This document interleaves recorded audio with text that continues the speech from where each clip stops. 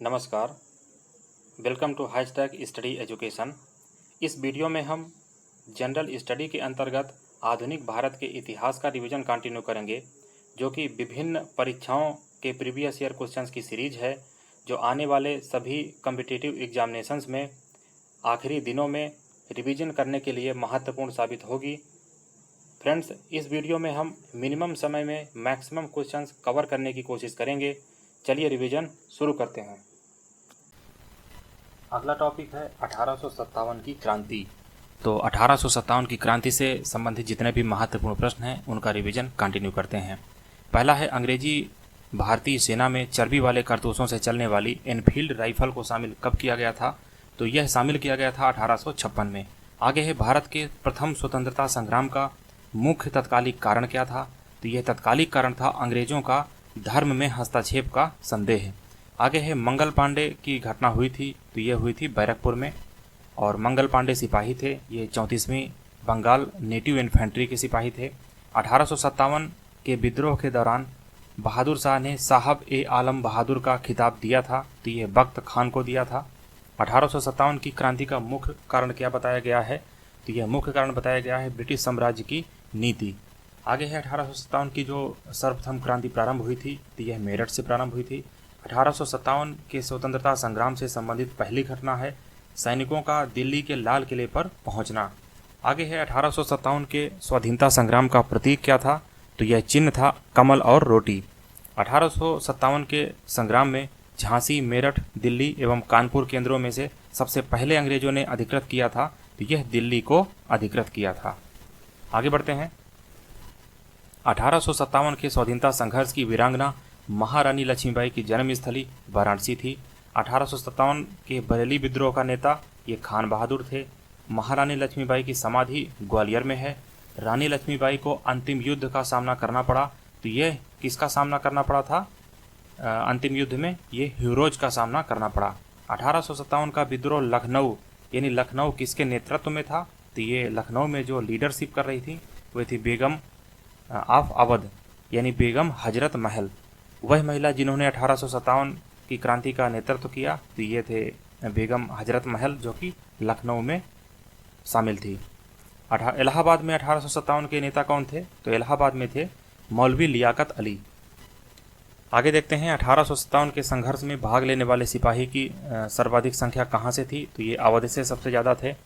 नाना का commander in chief था, तो ये तात्या टोपे थे। अजीमुल्ला खां सलाहकार थे, तो ये नाना साहब के सलाहकार थे। वर्ष 1857 के विद्रोह के संदर्भ में नाना साहब, कुंवर सिंह, खान बहादुर, तात्या टोपे में से वह जिसे उसके मित्र ने धोखा दिया तथा जिसे अंग्रेजों द्वारा बंदी बनाकर मार दिया गया, तो यह धोखा किसको दिया गया था? यह तात्या टोपे को धोखा दिया गया था। 1857 के क्रांतिकारियों में से जिसका वास्तविक नाम रामचंद्र पांडुरंग है, तो ये थे तात्या टोपे। आगे देखते हैं, कुंवर सिंह 1857 के विद्रोह के एक प्रमुख नायक थे, तो यह बिहार से संबद्ध थे। पटना में 1857 के स्वतंत्रता संग्राम के नेता कौन थे? तो ये थे राजपूत कुंवर सिंह। असम में 1857 की क्रांति का नेता था दीवान मनीराम दत्त। आगे देखते हैं, 1857 के विद्रोह का बिहार में 15 जुलाई 1857 से 20 जनवरी 1858 तक केंद्र था, तो यह कौन सा जगह है? तो यह जगह है जगदीशपुर। आगे देखते हैं, जगदीशपुर का वह व्यक्ति जिसने 1857 के विप्लव में क्रांतिकारियों का नेतृत्व किया, तो जगदीशपुर से संबद्ध थे कुंवर सिंह। जगदीशपुर के राजा कौन थे? ये सेम आंसर है कुंवर सिंह। 1857 की क्रांति में अंग्रेजों व जोधपुर की संयुक्त सेना को पराजित करने वाला कौन था? तो ये थे आहुआ के ठाकुर कुशल सिंह। आगे देखते हैं, अजमेर, जयपुर, नीमच, आहुआ में से राजस्थान में 1857 की क्रांति का केंद्र नहीं था, तो यह था जयपुर। चंद्रशेखर आज़ाद, रामप्रसाद बिस्मिल, शहादत खान, माखनलाल चतुर्वेदी में से 1857 में अंग्रेजों से संघर्ष किया था, तो इनमें से शहादत खान ने 1857 की क्रांति में अंग्रेजों से संघर्ष किया था। अगला प्रश्न है, मौलवी अहमदुल्ला शाह, मौलवी इमदादुल्ला, मौलाना फलजे हक खैराबादी तथा नवाब लियाकत अली में से 1857 की विद्रोह में अंग्रेजों का सबसे कट्टर दुश्मन था, तो इनमें से मौलवी अहमदुल्ला शाह आंसर है। आगे देखते हैं, 1857 के विद्रोह को देखने वाले उर्दू कवि हैं ये मिर्ज़ा गालिब हैं। सुप्रसिद्ध उर्दू शायर मिर्ज़ा गालिब का जो मूल निवासी स्थान है वह आगरा है। आज़ादी की पहली लड़ाई 1857 में भाग नहीं लिया, तो भगत सिंह ने भाग नहीं लिया था। आगे बढ़ते हैं। 1857 के विद्रोह में बेगम हजरत महल, कुंवर सिंह, उधम सिंह तथा मौलवी अहमदुल्ला में से संबद्ध नहीं है, तो यह उधम सिंह इस क्रांति से संबंधित नहीं है। 1857 के स्वतंत्रता संग्राम में अंग्रेजों की सर्वाधिक सहायता किसने की थी? तो जो ग्वालियर के सिंधिया थे, इन्होंने इस क्रांति के दौरान अंग्रेजों का साथ दिया था। भारत में शिक्षित मध्य वर्ग ने 1857 के विद्रोह से तटस्थता बनाए रखी थी, यानी ये 1857 की क्रांति में शामिल नहीं हुए थे। खेतिहर मजदूर, साहूकार, कृषक एवं जमींदार वर्गों में से 1857 के विद्रोह में भाग किसने नहीं लिया? तो इनमें से जो साहूकार और जमींदार थे, इन्होंने 1857 की क्रांति से दूरी बना रखी थी। आगे देखते हैं। झांसी, चित्तौड़, जगदीशपुर तथा लखनऊ में से वह क्षेत्र जो 1857 के विद्रोह से प्रभावित नहीं था, तो यह था चित्तौड़। आगे है बिहार के दानापुर, पटना, आरा, मुजफ्फरपुर, मुंगेर में से 1857 के विद्रोह से अप्रभावित था, यानी अनअफेक्टेड था, तो वह एरिया है मुंगेर का। सूची 1 सूची 2 से सम्मिलित है। तो देखते हैं। बख्त खान, ये दिल्ली से संबंधित है। मौलवी अहमदुल्ला अवध से, कुंवर सिंह आरा जिला से, नाना साहेब कानपुर से। आगे है झांसी, ये झांसी से संबंध है रानी लक्ष्मीबाई। लखनऊ से बेगम हजरत महल, कानपुर से अजीमुल्ला खां और फैजाबाद से मौलवी अहमद शाह। आगे देखते हैं। नाना साहेब, ये कानपुर से संबंधित हैं। नवाब हामिद अली खान, ये दिल्ली से हैं। मौलवी अहमदुल्ला, ये लखनऊ की क्रांति से हैं। मनीराम दीवान, ये असम में लीड कर रहे थे 1857 की क्रांति को। आगे देखते हैं। 1857 की विद्रोह के समय भारत का गवर्नर जनरल कौन था? तो ये थे लॉर्ड कैनिंग। 1857 के विद्रोह के समय बैरकपुर में ब्रिटिश कमांडर, यानी जो ब्रिटिश कमांडिंग ऑफिसर था, तो वह था जॉन बेनेट हैरसे।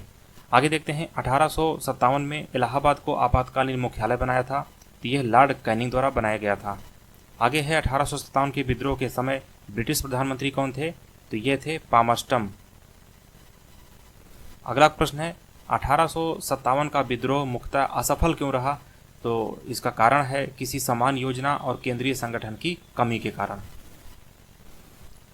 आगे देखते हैं। 1857 का प्रथम स्वतंत्रता संग्राम असफल हुआ क्योंकि भारतीय सिपाहियों में उद्देश्य और एकता की कमी थी। प्रायः भारतीय राजाओं में ब्रिटिश सरकार का राजाओं ने साथ दिया और ब्रिटिश सिपाही कहीं अच्छे सज्जित और संगठित थे, यानी जो ब्रिटिश सिपाही थे, ब्रिटिश सेना थी, वो सोफिस्टिकेटेड वेपन्स, जो कि अत्याधुनिक हथियार थे, उससे सुसज्जित थी। और उनके जो ब्रिटिश सिपाही थे वो प्रॉपर तरीके से एक तरह का जो प्रशिक्षण है सेना का, उन्होंने युद्ध का ले रखा था। आगे देखते हैं। अंग्रेज राजपूत राज्यों में 1857 के विद्रोह को दबाने में सफल क्यों रहे? क्योंकि स्थानीय शासकों ने क्रांतिकारियों का साथ नहीं दिया। अगला प्रश्न है। जनरल जॉन निकलसन, जनरल नील, मेजर जनरल हैवलॉक तथा सर हेनरी लॉरेंस में से वह ब्रिटिश अधिकारी जिन्होंने लखनऊ में अपना जीवन खोया, तो इनमें से हैं जनरल नील, मेजर जनरल हैवलॉक और सर हेनरी लॉरेंस, जिनकी लाइफ लखनऊ में ख़त्म हुई। आगे देखते हैं। कथन और कारण से संबंधित है।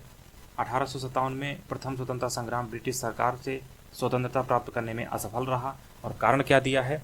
बहादुर शाह जफर के नेतृत्व में जन सहयोग नहीं मिला था और अधिकांश महत्वपूर्ण रियासतें, यानी जो रियासतों के शासक थे, उनका साथ देने से कतरा गए। तो ये कथन और कारण दोनों सत्य हैं और जो कारण है वो कथन को सही तरीके से एक्सप्लेन कर रहा है। आगे देखते हैं। 1857 के विद्रोह में एक षड्यंत्र की संज्ञा किसने दी है इसको? तो यह सर जेम्स आउटरम और डब्ल्यू टेलर के द्वारा इसे एक षड्यंत्र की संज्ञा दी गई है। आगे है। वह आधुनिक इतिहासकार जिसने 1857 के विद्रोह को स्वतंत्रता की पहली लड़ाई कहा था, तो यह थे बी.डी. सावरकर। अगला प्रश्न है। भारतीय स्वतंत्रता आंदोलन का सरकारी इतिहासकार कौन था? तो यह थे एस.एन. सेन। अगला है। भारतीय भाषा में 1857 के विप्लव के कारणों पर लिखने वाला प्रथम भारतीय था, तो ये थे सैयद अहमद खान।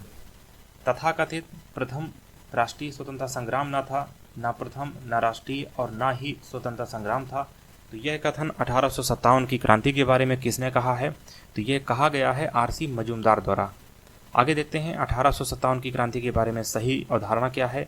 इसने भारत में ईस्ट इंडिया कंपनी की शासन प्रणाली को मृतप्राय बना दिया, यानी पूरी तरह से जो डिटेरियोरेशन था यानी उसको डिक्रीज कर दिया गया जो शासन प्रणाली थी ईस्ट इंडिया कंपनी की। आगे देखते हैं, महारानी विक्टोरिया ने भारतीय प्रशासन को ब्रिटिश ताज के नियंत्रण में लेने की घोषणा की थी 1 नवंबर 1858 को। सम्राज्ञी विक्टोरिया ने 1858 की घोषणा में भारतीयों की बहुत सी चीज़ें दिए जाने का आश्वासन दिया था। वह आश्वासन जिसे ब्रिटिश शासन ने पूरा किया। तो जो इन्होंने अश्योर किया था बहुत सारी चीज़ें, तो उनमें से इन्होंने पूरा क्या किया था, तो यह था रियासतों को हड़पने की नीति समाप्त कर दी गई थी। आगे देखते हैं, महारानी विक्टोरिया की उद्घोषणा 1858 का उद्देश्य क्या था। तो इसका उद्देश्य था भारतीय राजाओं को ब्रिटिश साम्राज्य में मिलाने के लिए किसी भी विचार का परित्याग करना और भारतीय प्रशासन को ब्रिटिश क्राउन के अंतर्गत लाना, यानी ब्रिटिश डोमिनेंस के अंतर्गत भारत के जो एडमिनिस्ट्रेशन है उसको लाना। आगे देखते हैं, पब्लिक सर्विस आयोग, पील आयोग, हंटर आयोग, साइमन कमीशन में से 1857 के विद्रोह के दमन के बाद भारतीय फौज के 9 संगठन से संबंधित है। तो यह था पील आयोग। अगला प्रश्न है, 1857 के विद्रोह के बाद ब्रिटिश सरकार ने सिपाहियों का इन प्रांतों से चयन किया था। तो यह प्रांत थे गोरखा, सिख एवं पंजाबी उत्तर प्रांत। फ्रेंड्स, इस वीडियो में फ़िलहाल इतना ही। इस रिवीजन श्रृंखला को कंटिन्यू करेंगे।